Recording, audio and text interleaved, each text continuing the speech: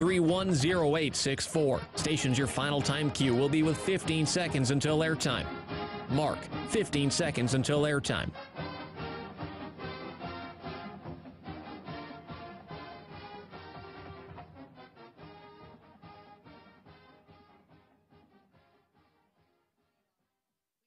Oregon is going to the Final Four. The following is a Learfield presentation of the Oregon Sports Network. And Oregon is going to play in the national championship game. This is Duck Insider. We need to get community. We need this thing to be bigger than just our little circle of players and coaches. Are you kidding me?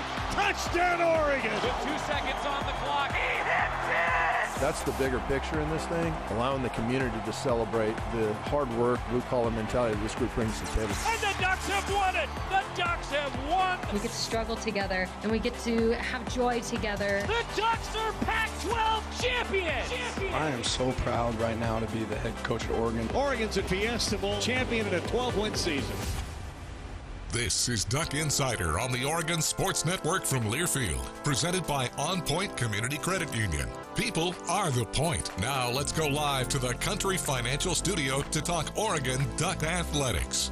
It is game day for Oregon men's basketball as they travel down to the farm to play Stanford. Also doubleheader day for Oregon softball. They'll get kicked off pretty much right after we get off the air here on Duck Insider here in the 1 o'clock hour. Duck Insider brought to you by OnPoint Community Credit Union here in the Country Financial Studio. I'm Ryan Milano bringing you the whole way through today's show. So men's basketball in action today. 8 o'clock is tip down on the farm in Maples Pavilion. Joey will be on the pregame show starting at 7:30. He's down there with the team. Also for Oregon softball, it will be a doubleheader against UCF starting at 2:30 p.m. right when we get off the air. Basically, you can just flip over whatever radio station you're listening to if you're live with us in the 1 o'clock hour. If you're watching with us on YouTube, Facebook, you can watch on Flow Softball for the matchup against UCF, and then keep watching for Baylor. Also, Knight Uretsky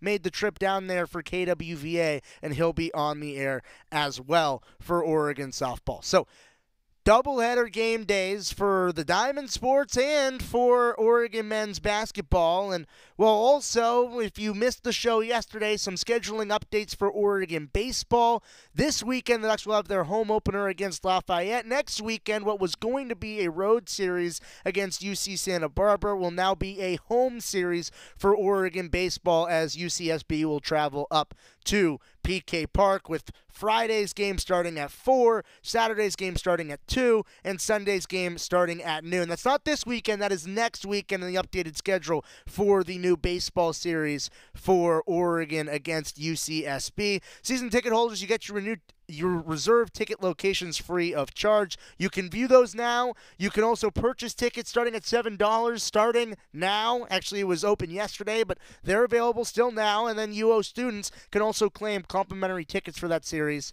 now.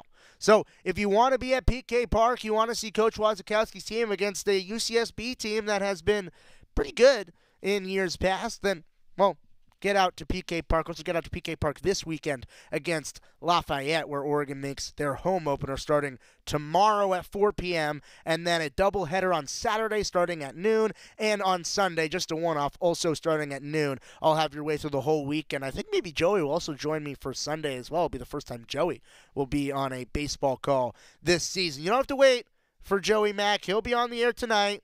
7:30 pregame show, 8 o'clock tip against Stanford. Yesterday, before the men's basketball team went on the road, actually 2 days ago, before the Oregon men's basketball team went on the road, Coach Dana Altman, he met with a whole bunch of the media members previewing the matchup on the road, as well as reviewing what the win was for Oregon against Oregon State last weekend. So a whole lot to talk about for Coach Altman as he met with the media. Here is the head coach of the Oregon basketball team. When you're managing the rotation like you did against OSU, and then still trying to balance and get a better finish, are there things you look back at for as well as you may have managed the rotation, particularly in the first half, that you'd either want to adjust, change, incorporate maybe Coop or Gabe for a rotation for a couple minutes in the second to get a better finish? Or it's going to be game to game.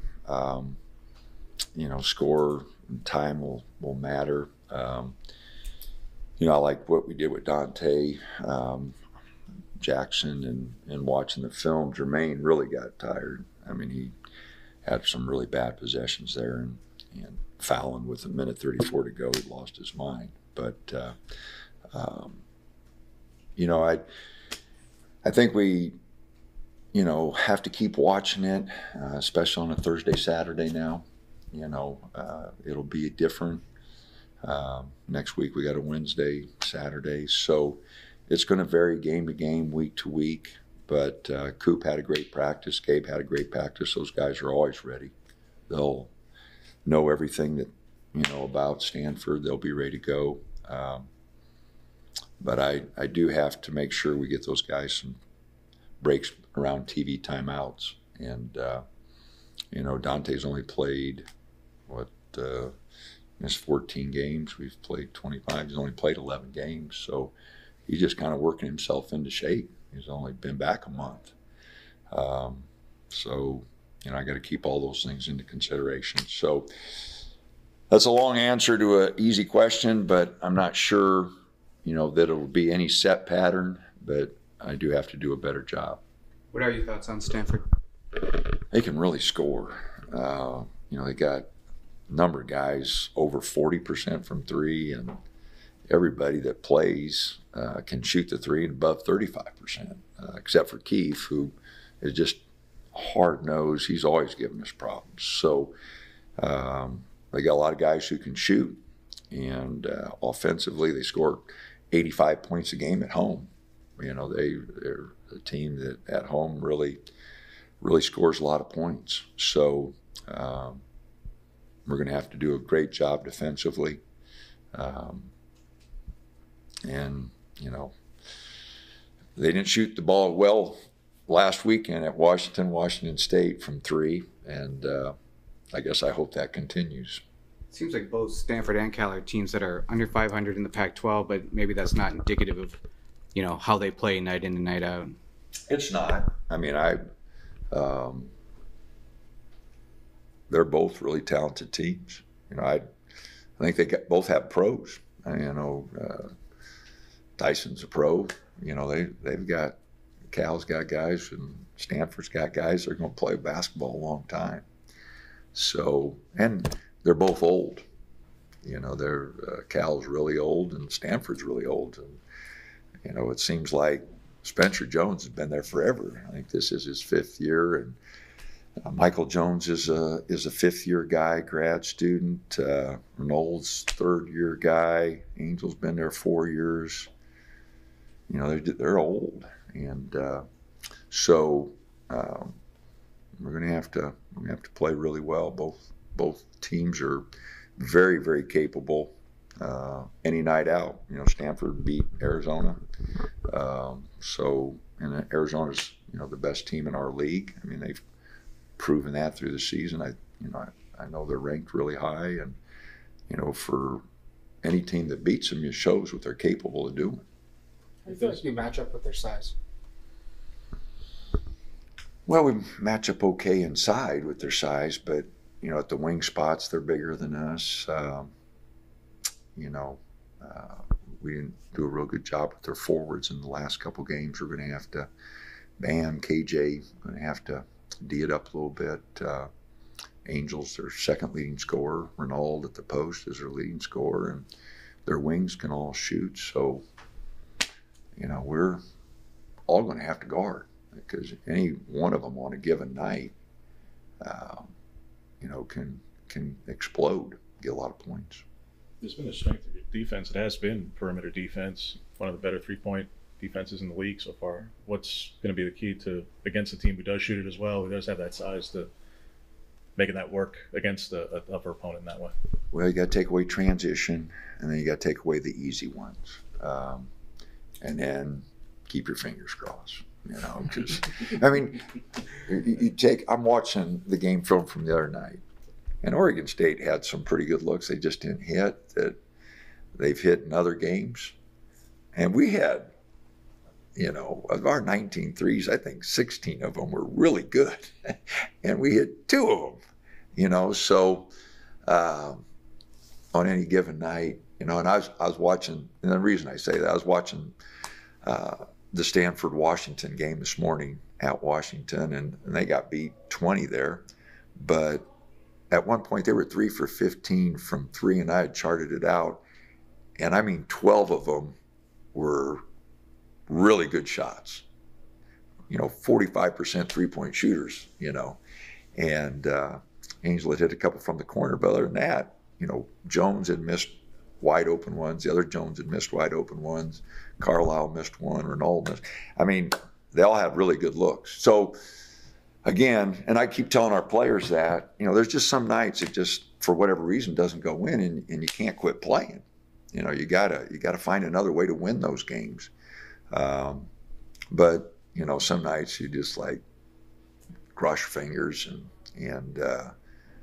but we're gonna have to take away their easy ones. I know that, and if we don't at home, we can't count on them missing those shots. We got to take away their easy ones. We got to take away their shots in transition. They're going to hit some. We just can't give them a lot of good looks. You were talking after that Oregon State game, after how like a little bit of some players have more minutes on their shoulders than you wanted, like especially Jackson. How has this freshman class been in your eyes, and what do they still have to learn? Well, Mookie has had the year off. So that's one freshman. That was easy to answer. KJ, been a little up and down, and part of it, is the COVID stuff. They're playing against such old guys. Washington, KJ's matched up against Jones. Well, he's in his 5th year. I mean, it's a tough assignment for him to guard Brooks. Brooks is in his 5th year. I mean, 4th year. I mean, these guys are old. And, so it's really hard for freshmen in this COVID era, to be consistent. Jackson's had to play against point guards that are bigger and stronger than him. And he struggled a little bit with it, which I anticipated. The scouting report, after he gets a few big games, is going to be, hey, we're going to have to get after this guy. We're not going to be able to give him open shots. And so, again, those two guys have done a great job for us. It's tough to be a freshman, and we got one more year of COVID. And that's why a lot of teams have not even gone to freshmen. They've just gone all portal and older guys. But we had recruited Jackson since he was in 8th grade, and Mookie since he was in 8th grade, and those are guys, in-state guys, we're going to take if we can get them. And KJ was someone I was intrigued with because of his skill level.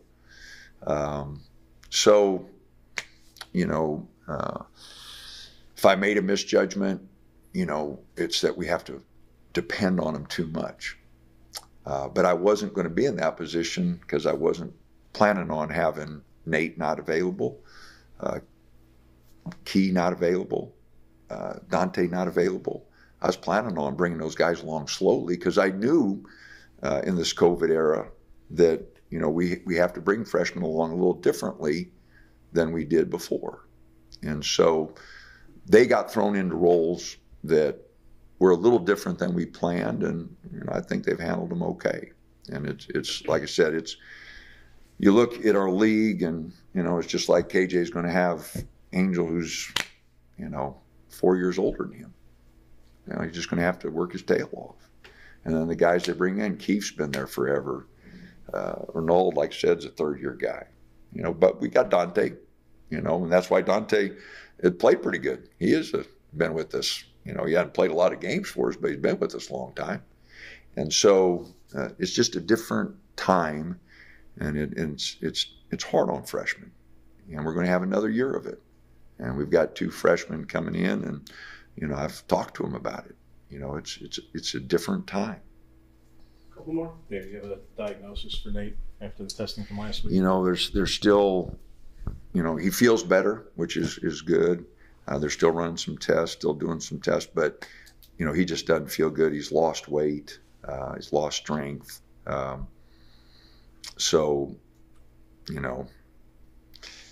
he's still out. He hasn't practiced. He was at practice today, but he hasn't practiced. So, but no definitive word, no.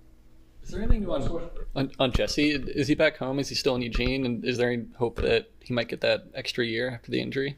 I said it right away. Jesse was brought in late for us for 1 year. I'm sure he'll get the year back, but he won't be back here. No, we brought him in late. We wanted an experienced guard, but we signed VJ early to kind of replace him, so we don't have a scholarship, and so he'll get another year, but he won't be back at Oregon. That's Dana Altman, brought to you by Willamette Valley Cancer Institute and Research Center. Fight like a duck with exceptional cancer care close to home. Ahead of Oregon's game tonight against Stanford at 8 o'clock. Pre-game show at 7:30 with Joey Mack. It wasn't just Coach Altman who met with the media yesterday. Also Brennan Rigsby, the guard for Oregon basketball, that's in an increased role as of late with a few of the dinged-up Ducks. Here is Brennan Rigsby speaking with the media. What's it been like adjusting to just a different rotation? It's a shorter rotation, but Coach trying to manage around all the media timeouts and get guys blows throughout it, get you and Curio in a lot in those moments as well. What's it been like just adjusting to it the last couple of weeks? It's always different. Every rotation's always a little different to try to get in rhythm and all that. But I think everybody's trying to adjusting pretty well to it, and we're just getting everybody's legs back under themselves. What's like the emotional boost of a win at Oregon State? Even if it's not the big lead you guys have, it's like the last minute win. What does that mean for you guys going into these games? I think any win's always just a good confidence booster. In February, you got to find a way to win any game. Going to Oregon State, it's going to be tough. Going to Stanford, it's going to be tough. Any away game is going to be tough to get a win. So, coming out, it's always great. Are you guys paying attention to it at all, to like bracketology or to tournament seeding, and just kind of how each game plays into that? I'm not, or I don't think any of us are, because it's just one game at a time. At the end of the day, like, you just got to keep winning, and one game at a time, and that's what I'm looking at. The defense has been inconsistent at times, Brendan. The one thing that you guys have been strong at the whole year has been on the perimeter and three-point shooting in particular. What's been the key to making that successful? And against a team like Stanford who shoots really well, what's going to be the key to continuing it against a bigger challenge like that? Sure. Yeah, they shoot it really well too. So I think, big thing is not letting them just exchanging baskets with them, trying to get them out of their rhythm, getting stops, and then hopefully we can just keep our thing going, execute, and keep scoring. Those are the keys to tonight's game from Brennan Rigsby. It's going to be at 8 o'clock against Stanford, 7:30 pregame show with Joey on the Oregon Sports Network. Stanford, a 12-13 team overall, but 9-4 at home. Wins over both Arizona and Utah at Maples Pavilion as well. So a tough place to go in and win Maples Pavilion. The Ducks, they've got a test in front of them, and it would be a big win on Oregon's resume as the Ducks continue to move forward through this season and try to claw their way back from the outside of the bubble. The Ducks, if they win tonight, would earn another quad 2 win to their resume, with Stanford being inside of the top 105 in the net. It would be a quad 2 victory for Oregon, and it would put Oregon at 4-3 in quad 2 games on the season. And those are resume pieces for a team that is trying to continue to win, to put themselves into position to get back into the tournament field. Right now, according to the bracket prognosticators, as Joey likes to call them, which, great word, by the way, prognosticators, SAT word, I think that it's important for Oregon to continue to win and continue to generate quad 1 and quad 2 victories when the opportunities continue to arise on the schedule. An opportunity tonight against Stanford at 8 o'clock. On the Oregon Sports Network, starting at 7:30 pregame show with Joey Mack. All right, we got to step aside, and we're switching gears from the men's side to the women. Kelly Graves, he spoke with the media ahead of a weekend against the Washington schools. When we come back, it's Duck Insider on the Oregon Sports Network from Learfield. Dear winter, Toyota can't get enough of you, because Toyota's got 22 vehicles with available all-wheel drive and four-wheel drive, and that's more than any other auto brand. So you bring the action and we'll bring the traction. Always Toyota. Toyota, let's go places. Based on manufacturer's websites as of 11/21/23. As a local community credit union founded by teachers, OnPoint is committed to supporting the students and faculty at the University of Oregon. And on game day, we're right there with you, on the field, in the bleachers, and in the classrooms. Drop by our local branch today and discover the many ways OnPoint can help support your financial well-being. OnPoint Community Credit Union. People are the point. Federally insured by NCUA. Equal housing opportunity. Dear winter, Toyota can't get enough of you, because Toyota's got 22 vehicles with available all-wheel drive and four-wheel drive, and that's more than any other auto brand. So you bring the action and we'll bring the traction. Always Toyota. Toyota, let's go places. Based on manufacturer's websites as of 11/21/23. Your daily dose of Oregon athletics. This is Duck Insider from Learfield. Hey, son, how are you feeling? I'm fine, Pops. What's on your mind? I can't explain it. Navigating without a compass, eyes waiting, started to wonder. Metamorphosis, the loss of who you thought you is. When your kid can't find the language, help them find the lyrics. Listen to the Sound It Out album and get tips and tools to start a conversation at sounditouttogether.org. Brought to you by Ad Council and Pivotal Ventures. Adoption of teens from foster care is a topic not enough people know about, and we're here to change that. I'm April Dinwiddie, host of the new podcast, Navigating Adoption, presented by Adopt US Kids. Each episode brings you compelling real-life adoption stories told by the families that live them with commentary from experts. Visit adoptuskids.org/podcast or subscribe to Navigating Adoption, presented by Adopt US Kids. Brought to you by the U.S. Department of Health and Human Services Administration for Children and Families and the Ad Council.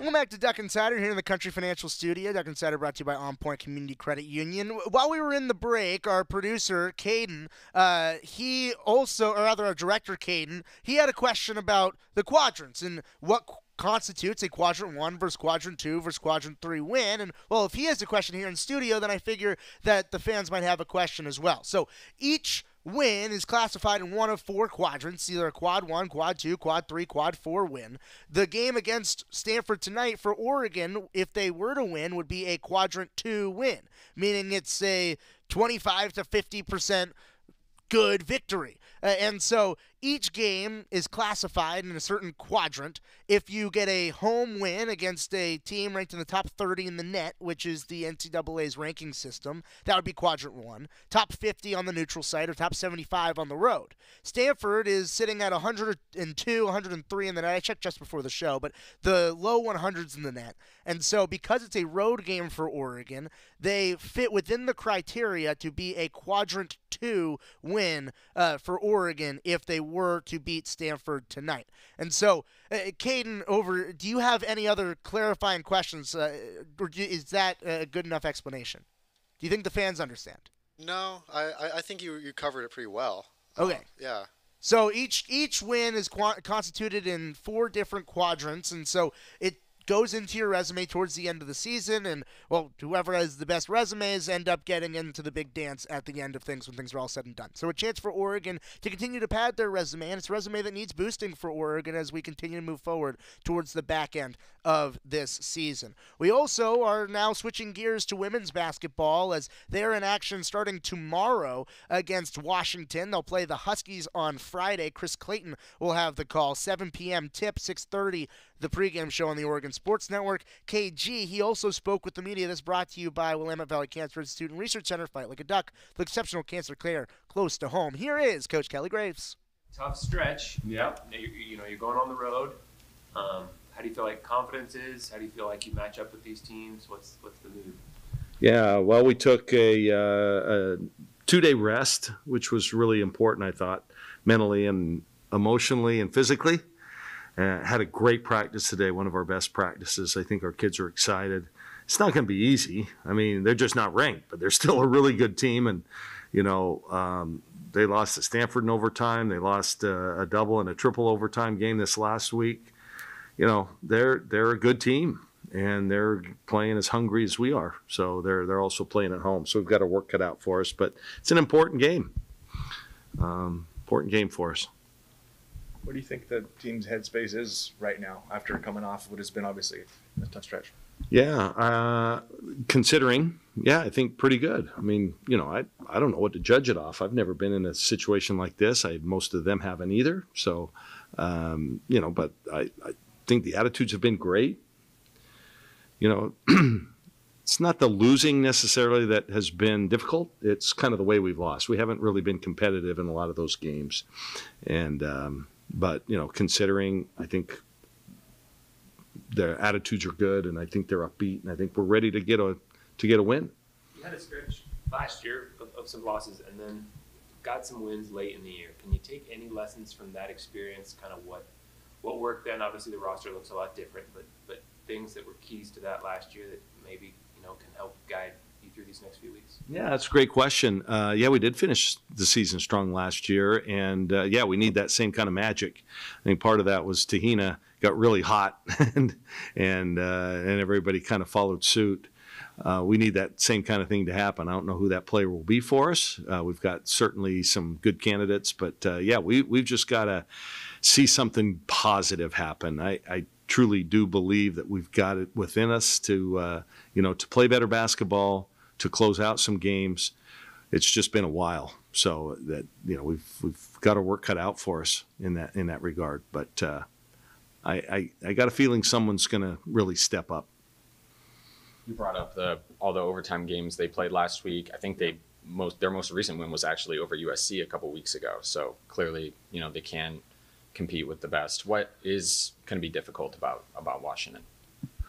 Well, number one, they have everybody back. So it's a team that has played a lot of games together. They're like us, though. They're struggling. I mean, it's a big game for them, too. I mean, if we win this game, we pass both Arizona State and Washington in the standings. So, they're playing for something. But there's continuity there, especially at the guard line. Schwartz is a heck of a player. They probably do the best job in the conference of just cutting. They're great cutters. They run that Princeton stuff, the chin stuff really, really well. And it's different. Not a lot of people run what they do, the way they play, and so you have to prepare for it. And we did today. Just worked on cutting and keeping people in front of you, and they're really good at it. But yeah, Ladine playing well. They've got a bunch of different players that on any given night can have big games. Ladine, Schwartz. Come on. See, I know their numbers. Hannah Steins, Chloe Briggs. They got a really, really nice freshman out of Alaska that I like. And then you have, the inside players. Delia Daniels has been there for a while. And she's a really good player, too. Jada Noble. So I think I got most of them. It's kind of hard when you put on the spot like that. You've got to learn two rosters every week. But and I think Tina does a really good job with them. They're getting better and better. I know they've struggled a little bit in league, but they played everybody close. And then, like you said, they have a good win over USC. Who else did they beat? I think they beat Arizona at home. I think they've only won one home game. I think it was Arizona. And then they beat Washington State on the road. So, yeah. Isn't it interesting, too, that, you're playing them for the first time so late in the year, right? It's the second to last weekend of the regular season, and you're playing both Washington schools for the first time. Yeah, it's kind of odd, but what do you expect? I mean, from just like a preparation and honestly, I think it's ridiculous that, and I get the balanced schedule and, you got to rotate it every whatever years. I just think you should play your regional rivals twice. Makes no sense that the Washingtons don't come here to play. It just makes no sense to me. Or that, let's say, UCLA, the LAs don't play the Bay Area schools twice. That's just dumb, But yeah, with 2 weeks to go in the season, to play somebody for the first time is unique. We'll just put it that way. The style of offense they play, how does that match up with the way you guys have been playing defensively? It'll pose some problems. It's different, but at the same time, nobody's really zoned them. I mean, we're starting to mix it up a little bit. Last weekend, we played some man-to-man as well and just kind of junked some stuff up. because we felt we kind of needed to, but they haven't seen a zone. And quite frankly, the first time teams have seen our zone with that kind of length, they've struggled with it a little bit. The second time I thought everybody did a little bit better outside of maybe the Beavers. But, this will be new for them as well. Is the zone going to be an identity thing throughout your tenure, or is this just a year? This is what you have this year. No, we've always mixed it up. We've been like a 65-35 man to zone. We just felt we needed to do it. We just, so many teams play, they're really guard heavy. Yeah. That means you got somebody like Filipina out chasing guards, and she's, just takes her away from the basket. And then, we tried that non-league, and we just weren't that successful. So we decided we'd, pick a style defensively, go with it, get better at it. And I thought we were.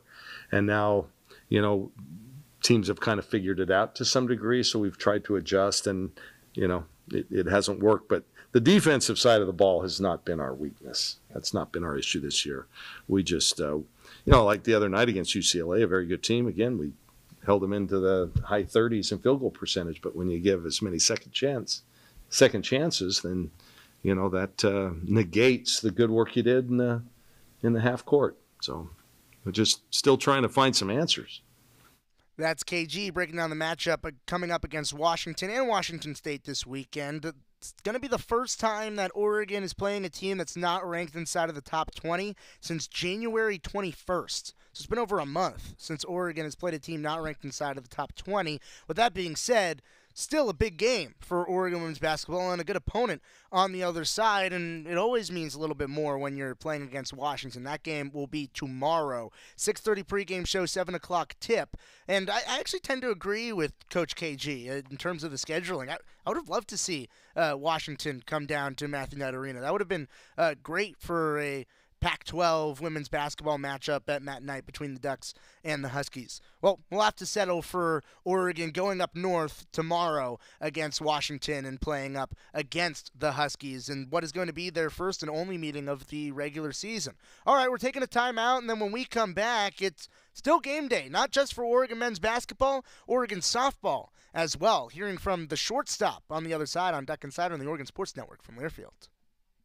Hey Duck fans, we're all about protecting our home turf here in Eugene. You should do the same for your home with Country Financial Insurance. Most home insurance doesn't account for inflation, but with Country Financial, yours can. If something happens to your home, make sure you can rebuild the same house in the same place. Call a local representative or 866-COUNTRY and get a solid defense for your home. Home insurance policies issued by Country Mutual Insurance Company, Country Casualty Insurance Company, or Country Preferred Insurance Company, Bloomington, Illinois. Property must meet age and condition requirements, which vary by state. At Shadow Hills Country Club, we're more than just an award-winning golf course and practice facility. Our events team offers all-inclusive event pricing that allows us to take care of all the details while you enjoy your event. Our indoor and outdoor venues offer you a wide variety of fully staffed options that put the focus on you. From weddings to business and social events, at Shadow Hills Country Club Events Center, you get the benefits of a resort atmosphere and amenities in a peaceful country setting, just minutes from downtown Eugene. Call for a tour today or visit shadowhillsevents.com. You're listening to Duck Insider. Duck Insider on the Oregon Sports Network from Learfield. Tom has been a teacher for over 40 years. One day, I think one of the students had asked the question and he didn't remember the answer. And I also noticed that he was letting his class out earlier than they were supposed to let out. I was really starting to worry. Levi and I talked about how it would change our lives, but he was there beside me. When something feels different, it could be Alzheimer's. Now is the time to talk. Visit alz.org/ourstories to learn more. A message from the Alzheimer's Association and the Ad Council. Victor deployed for the first time to Afghanistan in 2003. He sustained a moderate traumatic brain injury. One of the most important elements of caregiving is taking care of yourself. For many military veteran caregivers, their caregiving journey starts earlier in life and lasts longer. Visit aarp.org/caregiving for a free military veterans guide to navigate your caregiving journey and better care for your loved one and yourself. Brought to you by AARP and the Ad Council.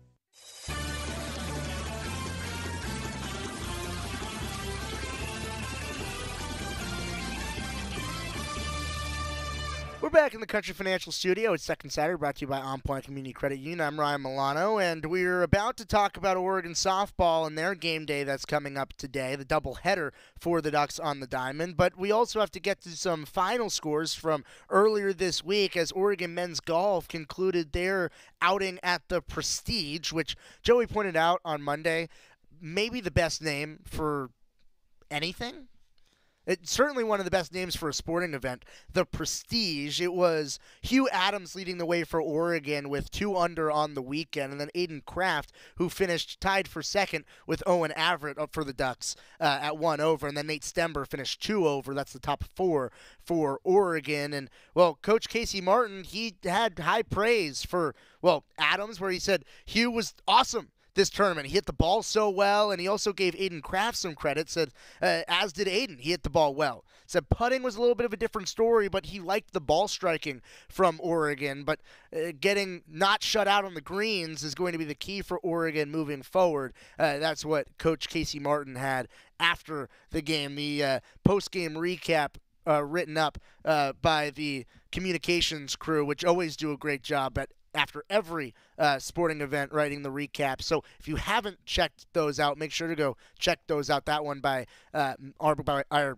buddy Matt over there, who wrote the recap on Oregon men's golf this weekend. For this Oregon softball series coming up at the Mary Nutter Collegiate Classic, it's a doubleheader for Oregon today against UCF and Baylor. It's 2:30 right after the show. It's, if you're live with us in the 1 o'clock hour, is going to be Oregon versus UCF, and then at 5 o'clock, pretty much immediately after that game, is going to be the Ducks versus Baylor. And it feels like the Ducks are playing Baylor everywhere this weekend. I mean, last weekend it was Oregon baseball against Baylor, where the Ducks got the 7-4 win. And then today it's going to be the Ducks versus Baylor on the softball diamond. And then coming up later this weekend, it's going to be Oregon Acrobatics and Tumbling traveling to play Baylor. That's Taylor Susnara's squad. We'll hear more from Coach Susnara on the show tomorrow. But the doubleheader today for Oregon softball, starting with UCF. It'll be on Flow Softball and on KWVA. It's actually a pretty intriguing matchup, this opener of the Mary Nutter.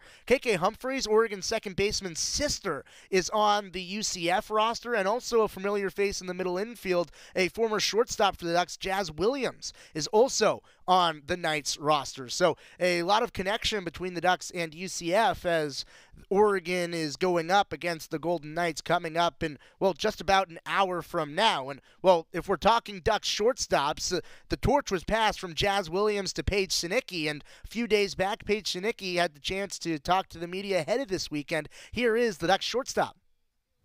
You guys talked about wanting to take the field as a confident group to open this season.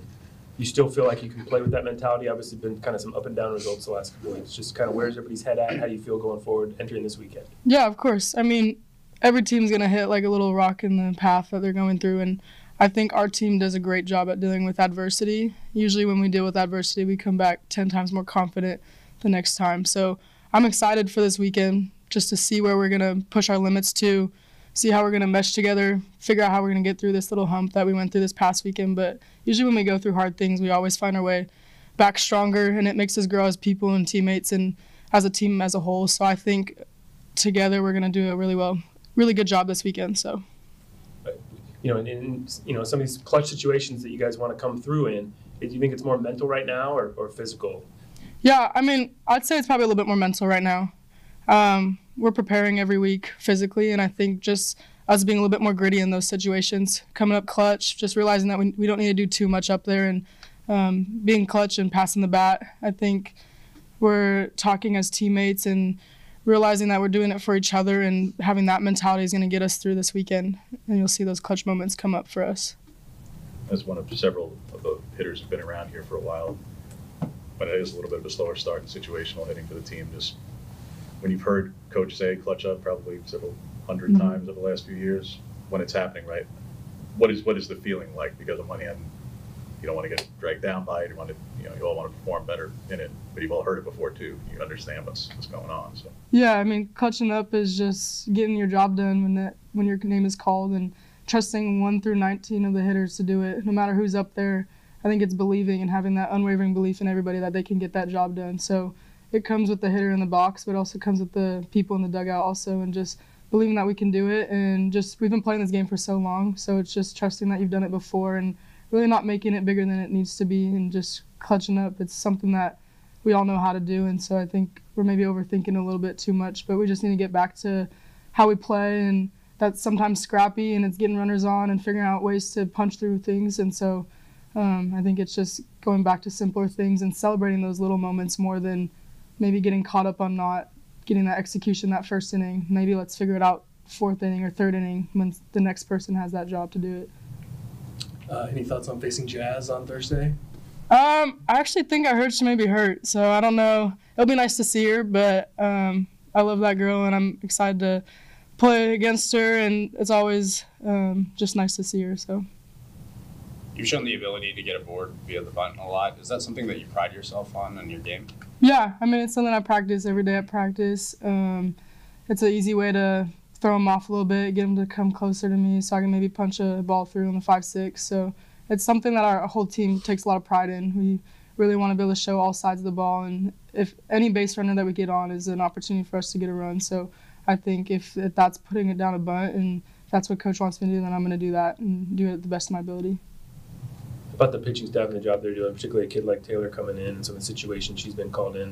What about her has made her so capable of handling some tough situations so well? She's just confident up there. I mean, I love playing behind Taylor. I've known her since travel ball. She played for the same travel ball organization, and I always wanted her to be a Duck. So just seeing her on the field as a Duck finally is honestly the coolest thing for her, and she's doing a great job. I think all the pitching staff is doing great. I think Elise has done a great job coming back from an injury, and just all the adversity she's dealt through. I think us hitters can really admire the things that the pitchers are doing for us right now, and I think you'll see this weekend that we want to have their back because they've had our back, and there's times last year we had their back. So I'm just really proud of what the pitchers are doing, and I'm excited to see what we can do with them this weekend.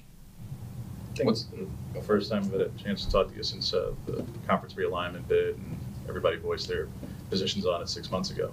Mm-hmm. I really realize you're part of the conversation, I guess, with folks in the athletic department about some of the things that can be done for this team, for teams who have to travel more. Mm. What are some of the things you're hoping for on that date? Yeah, I mean, our athletic department cares a lot about us student athletes, and being able to have conversations with a lot of the athletic department has just made me realize how much I'm cared for as a student athlete here at Oregon. And just knowing that itself will take me through anything we have next year, whether it's the travel or not. I know that they're going to figure out ways for us to be successful in school and athletically. And I mean, it's still conversations that we're trying to figure out what we're going to do. But I know that I trust everybody here, our coaching staff, and Rob Mullins to figure out the best way for us next year. What's it like playing at the Mary Nutter, and what do you remember about playing there last season? It's fun. There's a lot of energy, a lot of people, a lot of family, a lot of old teammates you see. I just think it's really great competitive softball, and I feel like that's where we thrive. We did a really great job last year of thriving there, and I think we're going to find ourselves again at Mary Nutter this year. So I'm excited to play there and see everybody.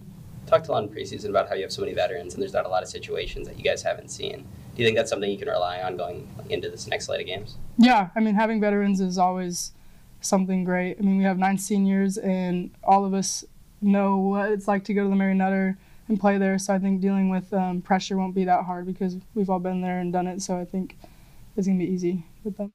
That's Paige Sinicki ahead of this weekend at the Mary Nutter Collegiate Classic. It's less than an hour from first pitch for the Ducks against UCF at 2:30. Baylor coming up also tonight at 5 o'clock. Knight Uretsky down there for KWVA having the hometown call. All right, we got to get to a timeout, and we're switching gears, but staying with the shortstops. From one shortstop to the other, it's going to be the Ducks baseball shortstop Carter Garrotti. He spoke with the media yesterday. He's on the other side on Duck Insider on the Oregon Sports Network from Learfield. Dear winter, Toyota can't get enough of you because Toyota's got 22 vehicles with available all-wheel drive and four-wheel drive, and that's more than any other auto brand. So you bring the action and we'll bring the traction. Always Toyota. Toyota, let's go places. Based on manufacturer's websites as of 11/21/23. As a local community credit union founded by teachers, OnPoint is committed to supporting the students and faculty at the University of Oregon. And on game day, we're right there with you, on the field, in the bleachers, and in the classrooms. Drop by our local branch today and discover the many ways OnPoint can help support your financial well-being. OnPoint Community Credit Union. People are the point. Federally insured by NCUA. Equal housing opportunity. Dear winter, Toyota can't get enough of you because Toyota's got 22 vehicles with available all-wheel drive and four-wheel drive, and that's more than any other auto brand. So you bring the action and we'll bring the traction. Always Toyota. Toyota, let's go places. Based on manufacturer's websites as of 11/21/23. This is Duck Insider, presented by OnPoint Community Credit Union on the Oregon Sports Network from Learfield. Don't you wish your life came with a warning app? Stop. That dog does not want to be petted. A heads up before something bad happens. You should not send that text. Uh-oh. Life doesn't always give you time to change the outcome, but prediabetes does. With early diagnosis and a few healthy changes, you can reverse prediabetes and prevent or delay type 2 diabetes. To learn your risk, take the 1-minute test today at doihaveprediabetes.org. Brought to you by the Ad Council and its prediabetes awareness partners. Uh-oh, Brad's buzzed. Oh, yeah? Yeah, he's starting with the woots. And now a speech. I just want to say that friendship is about heart and brain. Who's with me? Good thing is, he knows when he's buzzed. And my brain is saying, when it's time to go home, somebody call me a ride. Love that guy. Me too. Know your buzzed warning signs? Call for a ride when it's time to go home. Buzz driving is drunk driving. A message from NHTSA and the Ad Council.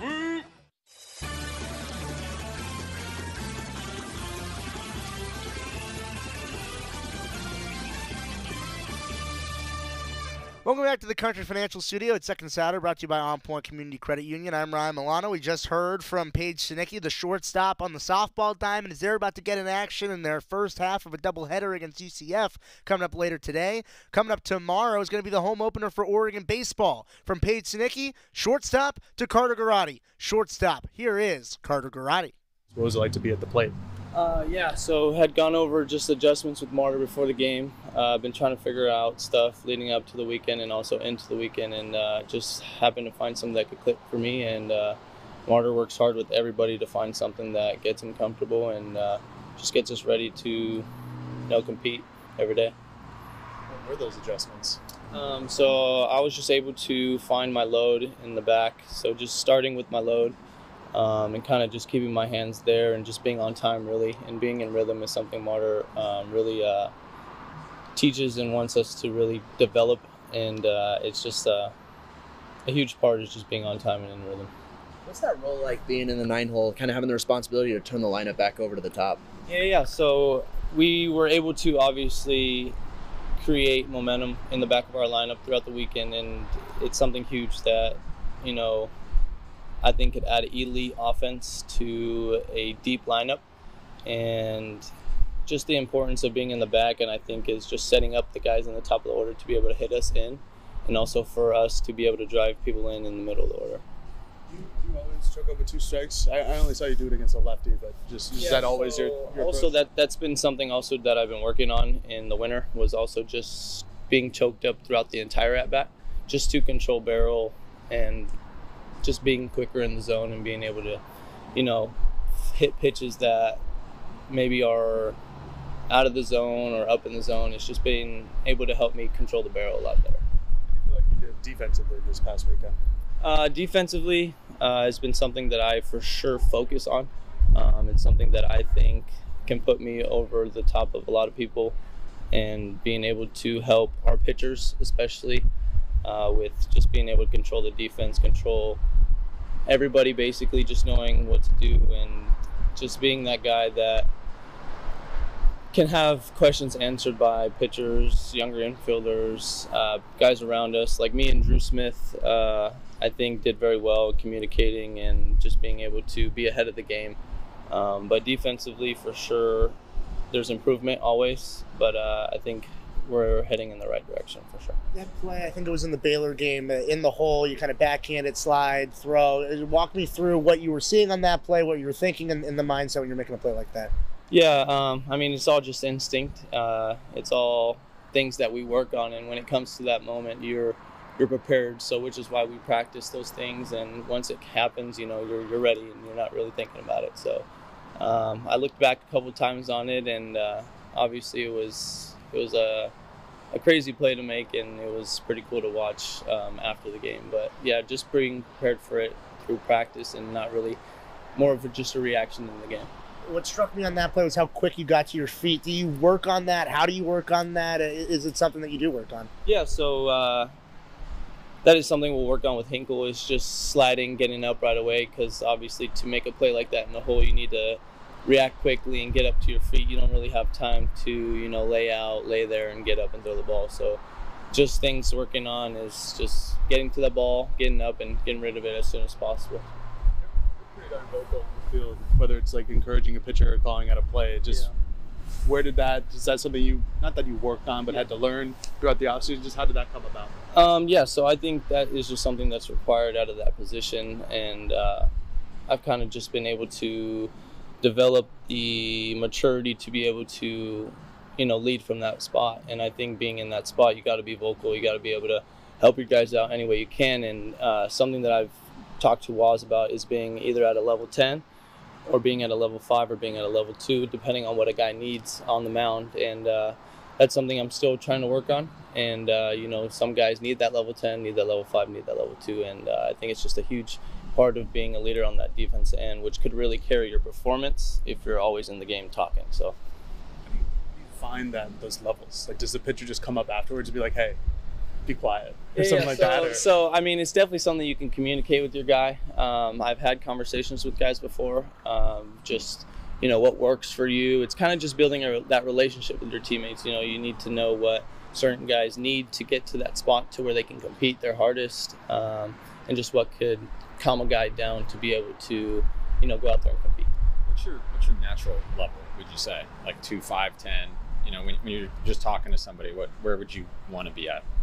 Personally, if someone were to talk to me, I think I'd probably need that level 10. I think certain guys obviously need that something, but who your guys are and what they need. So is it an adjustment then to kind of drop down to the 2? No, I mean, I don't think it's much of an adjustment. It's just your level of voice and the kind of vibe you're giving off to your guys. So I mean, it's just having pretty much just self-awareness and what your guy needs.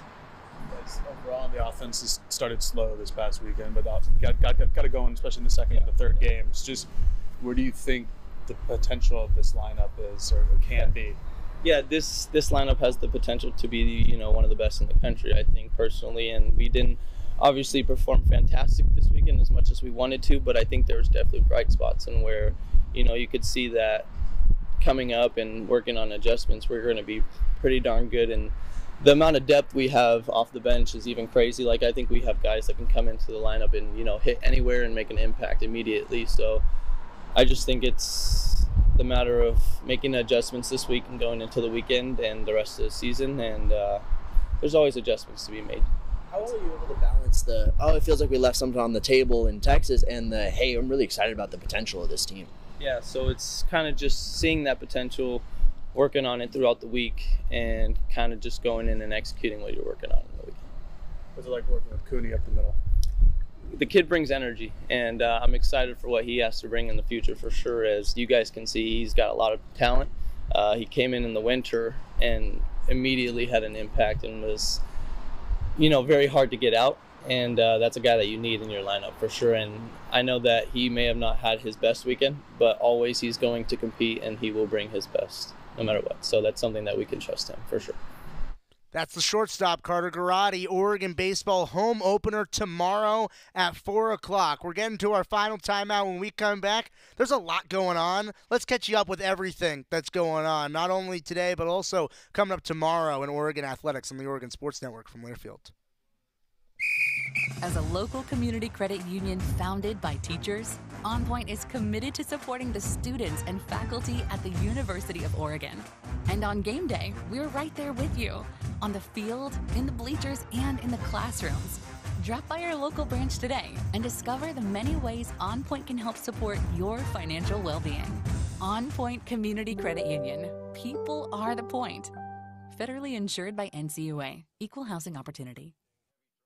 Hey Duck fans, we're all about protecting our home turf here in Eugene. You should do the same for your home with Country Financial Insurance. Most home insurance doesn't account for inflation, but with Country Financial, yours can. If something happens to your home, make sure you can rebuild the same house in the same place. Call a local representative or 866-COUNTRY and get a solid defense for your home. Home insurance policies issued by Country Mutual Insurance Company, Country Casualty Insurance Company, or Country Preferred Insurance Company, Bloomington, Illinois. Property must meet age and condition requirements, which vary by state. More Duck Insider coming up on the Oregon Sports Network from Learfield. Hey, so what's a great way to spread awareness that driving high is illegal everywhere? A catchy song, of course. You can run, but you can't drive high. You can run, but you can't drive high. Friendly reminder, don't drive high. If you feel different, you drive different. Brought to you by NHTSA and the Ad Council. When it comes to making plans, you are the best. What about those round trips, which are perfect on your way there and perfect on your way back? Or those meetings with friends, surprise parties, camps, birthdays? The same way you plan for the important moments, start planning to protect you and your loved ones from a natural disaster. Sign up for local weather and emergency alerts. Prepare an emergency kit and make a family communications plan. Get started at ready.gov/plan. Brought to you by FEMA and the Ad Council.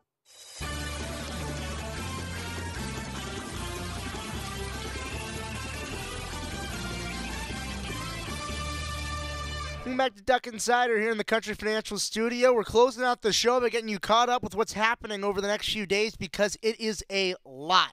Today is a softball doubleheader starting at 2:30, first pitch against UCF, and then Baylor at 5. Knight Uretzky will have the hometown call for KWVA. Then right after the Baylor game, you can turn on Oregon men's basketball. 7:30 pregame, 8 o'clock tip on the road against Stanford. Joey is down on the farm for that one to preview the game between the Ducks and the Cardinal. And then tomorrow is going to be the women's beach volleyball season opener. They're on the road down in Louisiana playing Stephen F. Austin early in the morning at 6 a.m. Pacific time. And then they also play Tulane at 11:30 a.m. So another doubleheader on the docket as it's going to be beach volleyball who is going to be in action coming up tomorrow. Also, Oregon women's basketball coming up tomorrow, 7 o'clock tip, 6:30 pregame show against Washington. It's another softball doubleheader coming up at the Mary Nutter Collegiate Classic tomorrow,